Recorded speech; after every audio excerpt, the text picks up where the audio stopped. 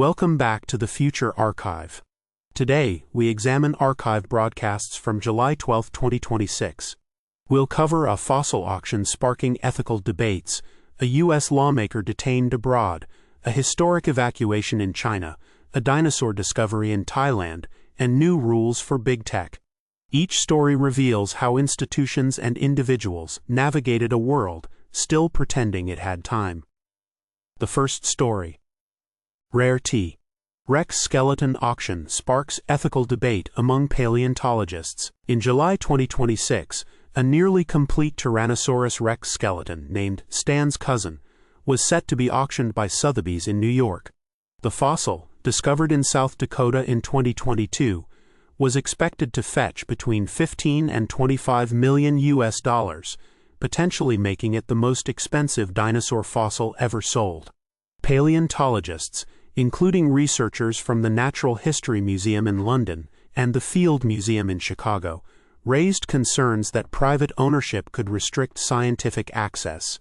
The debate centered on whether such specimens should remain in public institutions for study or be sold to private collectors. The auction highlighted the tension between commercial interests and scientific preservation, as many significant fossils had already disappeared into private hands. This auction was a microcosm of 2026's broader struggles over who controls knowledge and resources. Private ownership of fossils often meant lost opportunities for research, as collectors rarely allowed extensive study. By 2050, many of these specimens had indeed vanished into vaults, their secrets locked away. The event also underscored a growing trend: the commodification of natural history, where even prehistoric bones became luxury assets. Humanity's favorite strategy of postponing hard decisions was on full display, as regulators debated but took no action. A 68-million-year-old predator met its match: modern capitalism. The second story. U.S. Democrat Ro Khanna detained by armed Israeli settlers in West Bank. On July 12, 2026, U.S. Representative Ro Khanna, a Democrat from California, reported that he and his delegation were briefly detained by armed Israeli settlers while visiting the West Bank. Khanna, a vocal advocate for Palestinian rights, was traveling to observe conditions in the region when his group was stopped at a checkpoint near the settlement of Yitzhar. The incident, which lasted approximately 30 minutes, escalated tensions between Israeli authorities and international observers. Khanna later stated that the settlers were hostile and uncooperative, and the U.S. State Department issued a formal protest. The event highlighted the increasing volatility in the West Bank, where clashes between settlers and both Palestinians and international visitors were becoming more frequent. This detention was a stark reminder of the fragility of diplomatic access in conflict zones. By 2026, the West Bank had become a flashpoint not just for local tensions but for international observers as well. The incident also revealed the limits of U.S. influence in the region, as even a sitting congressman could not guarantee safe passage. From a 2050 perspective, this moment was an early warning sign of the broader erosion of international norms in contested territories. The intern in this case was likely not to blame, though someone certainly was. Diplomacy sometimes requires a permit and an armed escort. The third story. China evacuates 2 million ahead of catastrophic typhoon. In July 2026, Chinese authorities orchestrated one of the largest evacuations in history, relocating nearly 2 million people ahead of Typhoon Haikui, a Category 5 storm that made landfall in Zhejiang province. The typhoon, which brought winds of over 160 miles per hour and torrential rain, threatened coastal cities including Ningbo and Taizhou. The mass evacuation, carried out over 48 hours, was hailed as a model of disaster preparedness, with local governments using emergency alerts, public transportation, and temporary shelters to move residents to safety.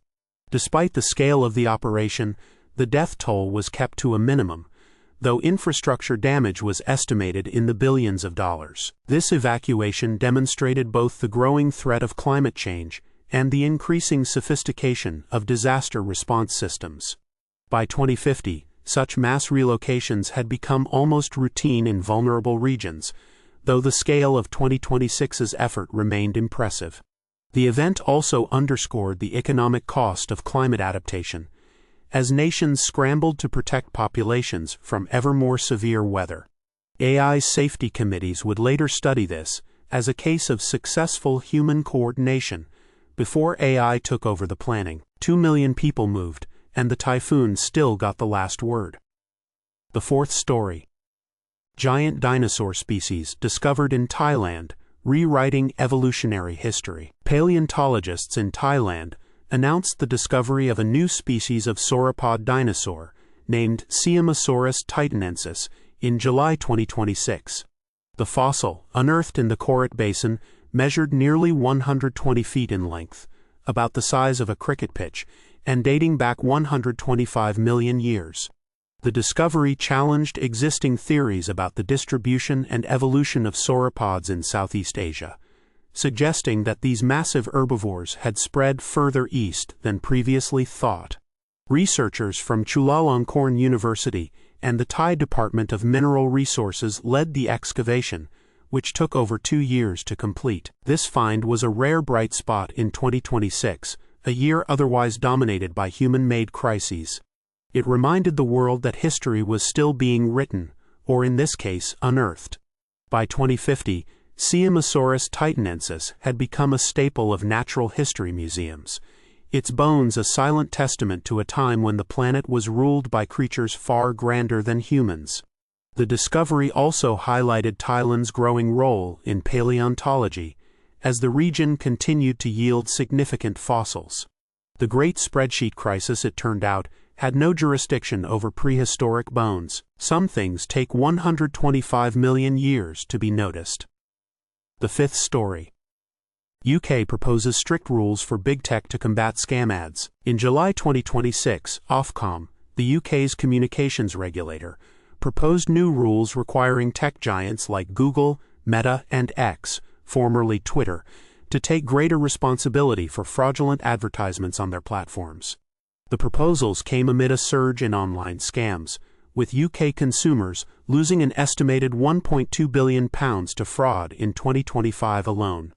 Under the new rules, companies would be legally obligated to verify advertisers, remove harmful content within 24 hours, and compensate victims in cases of negligence. Critics argued that the measures were long overdue, as scammers had exploited the lack of regulation for years. The tech industry, however, pushed back, citing the logistical challenges of policing millions of ads. This was a classic 2026 moment, regulators playing catch-up with an industry that had spent a decade profiting from chaos. By 2050, these rules seemed quaint, both for their modesty and for their assumption that humans would still be in charge of enforcement. The subscription wars had by then extended to fraud protection, with companies charging users for the privilege of not being scammed. AI's safety committees would later cite this as an early example of regulatory theater. The proposals also revealed a fundamental truth. The digital economy had been built on a foundation of trust that no one had bothered to earn. The scammers were always one step ahead, and the regulators were still tying their shoelaces. July 12, 2026 was a day of contrasts: fossils and typhoons, detentions and discoveries, regulations and scams.